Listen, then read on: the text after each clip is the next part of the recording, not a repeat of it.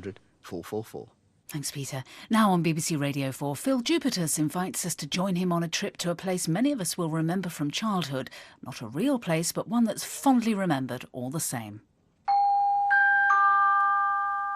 I think I've always remembered Camberwick Green. I think it's always been there since I was a boy. I'm 40 now, and I think it's about the first thing I ever noticed was on telly. Remember, it was on at lunchtime. It was always on at lunchtime when you were off school. It does remind me of pulling the sickie and having tomato soup and being under a duvet with a hot fire. On the one hand, there's a man who runs a windmill and wears something that looks awfully like an old-fashioned dress. And yet, on the other hand, there's a helicopter. In Camberwick Green, it somehow seems to make perfect sense. Here is a box, a musical box, wound up and ready to play. But this box can hide a secret inside. Can you guess what is in it today?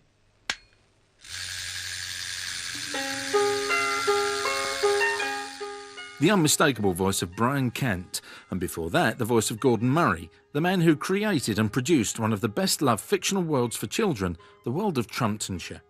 In January 1966, little children everywhere sat glued to their television sets as a new addition to the Watch with Mother strand appeared on screen. From the moment that funny little clown started winding up the opening titles to the tinkling tune of a xylophone, Camberwick Green was breaking new ground. Here's Gordon Murray, and then Trumptonshire enthusiast Roy Delaney. I wanted to produce a programme where not the characters were the stars, but the location, which meant that I could have lots and lots of people. No star characters. I started Camberwick Green with Peter the Postman, because I thought that he could visit all the other people in turn, delivering his letters. There's hundreds of characters. Windy Miller, Farmer Jonathan Bell, Roger Dagenham the salesman, Mickey Murphy the baker, and his sons Paddy and Mary, P.C. McGarry number 452, Peter the Postman, Dr. Mop, Captain Snort from the Fort, Sergeant Major Grout, all the boys at Pippin Fort. There were 7 of them. The music box plays, and with the music, the trapdoor at the top opens, and up comes the character concerned with this particular episode. And a lot of people liked it. Driving along with the baker's man in a rackety-tackety baker's van.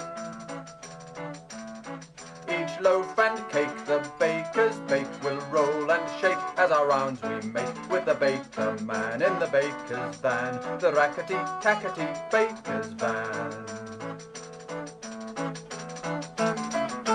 The voice of Trumptonshire was Brian Kent, who'd already appeared on several children's programmes, having started his career as a lithographic artist in Ipswich and then joining a repertory company in London. It was while he was presenting Play School for the BBC that he was offered the job on Camberwick Green. The first I heard of Camberwick Green was through Joy Whitby, who was the producer of Play School. And we were well into the run then, I expect, of Play School. And she was asked by Gordon Murray to suggest somebody who could do the voices. And she luckily chose me. She could have had Eric Thompson, who did Roundabout. She could have had Rick Jones, who did Finger Bobs. But I got that job. I didn't have to audition, I just went along and did it, as far as I recall. Got the first 3 scripts, went to Freddie Phillips' house to record. That's where we recorded them all. In his walk-in wardrobe. That's where I sat with a microphone. Freddie was in the other room with Gordon actually doing the recording. A lot of Camberwick Green is very much dependent on Freddie Phillips' work. Alas, he died a couple of years ago. He wrote the music, played the guitar, recorded the music and the dialogue, and produced all sorts of extraordinary sound effects, including the windmill. He was a character with a capital C. Freddie was a big, solid man, absolutely unshakable. Trumpton scriptwriter Alison Prince. He used to sit in the corner of this little bedroom, playing his guitar with absolute efficiency. Never did a wrong note, never stopped, never hesitated. Brilliant musician, did a lovely job of work. The songs were so good because they never had to force a word to fill the rhythm. They were very rhythmic and beautifully written, I thought. I'd been singing, if you can call it that, in play school. And poor old Freddie Phillips, who was a classical guitarist and a very clever man, he had to write everything within my range, which was fairly narrow. So in a way, all the songs are very similar. The tunes were good and the songs themselves are very good, the lyrics. I've been having a look at some of the lyrics, and I look at the ones that I used to enjoy. They come back to me, The Ice Cream Man, which has got an environmentally conscious bit in it, where it said, would you rather have a choc ice or a cornet or a brick, or if you buy a lolly, please don't throw away the stick. Find the nearest litter bin, put the stick and paper in, and buy another lolly from the ice cream man.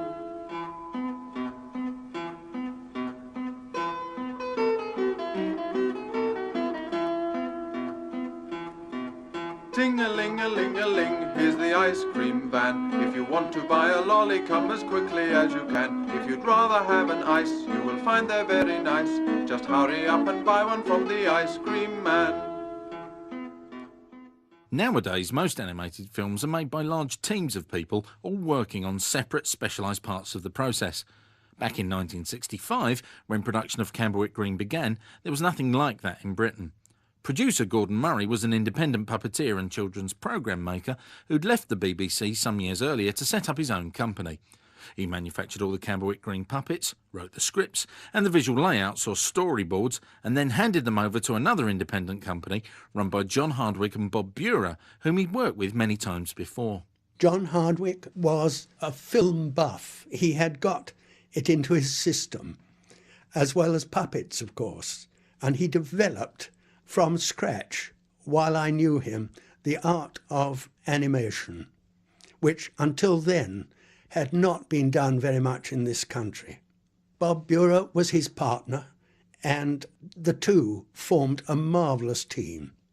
Camberwick Green came up when the BBC was about to change to colour, and it was John Hardwick who suggested, let's do it in colour.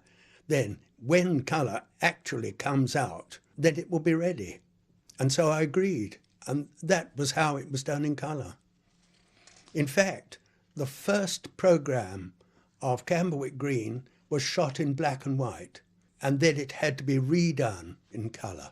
John Hardwick sadly died in 2004, but his longtime friend and business partner Bob Bura recalls that they were determined to provide Gordon Murray with a finished product that would be admired for years to come. Everything we do with the position that we think that people want to see it forever. Personally, that sounds terribly big-headed, but we've thought that whatever it is we're going to do, it's going to be seen. We knew that. We loved Gordon's work. We loved his stuff. Our part was to do the animation and supply a studio and lights and get a finished product. He was to supply puppets, sets and scenery. Gordon got the idea, got the thing, got the puppets, got the scene, did everything on giving us a script like he would do at any theatre or any rehearsal for any show. Despite Gordon Murray's careful preparation and Bura and Hardwick's painstaking attention to detail, things inevitably went wrong, particularly when budget constraints meant the recordings were done in Freddie Phillips' spare room and the soundproofing consisted of a few well-placed egg boxes. We were working in a small back bedroom in a place called Chessington in Surrey. It was on the flight path to London Airport, so we had to keep stopping. Every time a jet came into London Airport, the noise was enormous, so we just had to stop. We'd stuck egg boxes all over the wall, but even so, it was noisy. And the animators' models weren't immune to trouble either. In those days, the cameras that Bura and Hardwick were using generated a lot of heat, and some of the models just couldn't take the strain. Gordon Murray. There were some difficulties. Sometimes film went wrong. And with animation, if you have done half a day's animation of a difficult scene with several characters in it, like the soldier boys all marching about, and then something goes wrong, part of the scenery crashes down or something like that, it can ruin the whole day's work. And on one occasion, I remember, with Peter the postman walking through the wood. It was a very attractive scene, and the trees were made of plastic leaves. and the heat made the trees droop slowly without being noticed. But when the film was transmitted or shown, the trees slowly descended on the poor postman. Peter arrives at the Camberwick Green post office. He empties his sack onto the counter, and Mrs. Dingle helps him to sort the letters, watched by Packet, the post office puppy. 3 for Bertie Baker, 2 for Dr. Mop, 1 for Mr. Honeyman, who keeps the chemist's shop, 5 for Windy Miller, 3 for Captain Snort, and 6 for all the soldier boys who live in Pippin Fort. Technical difficulties aside, Camberwick Green always seemed to me to be a tranquil place to live, a place where everything works out in the end, and everyone goes home knowing that they've done their best for their neighbours.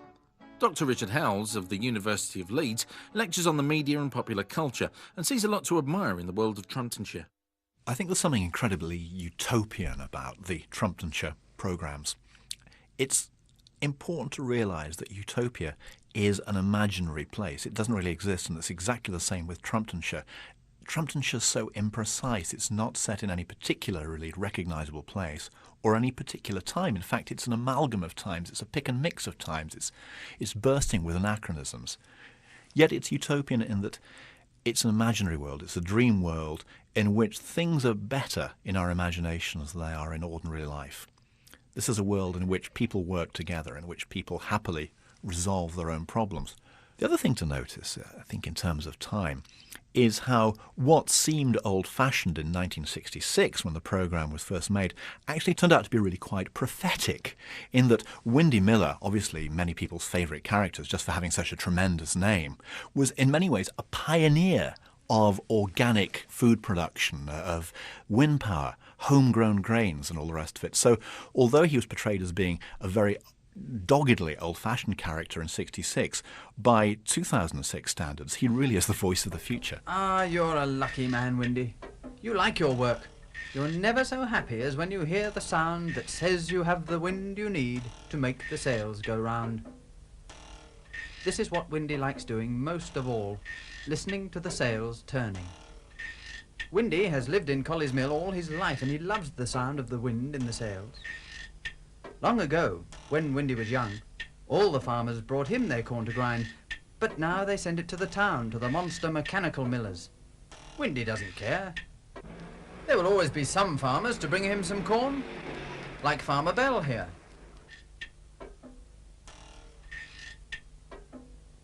Jonathan is very pleased with life. It's been a good year for corn. They carry the sacks to the granary, where the corn is kept.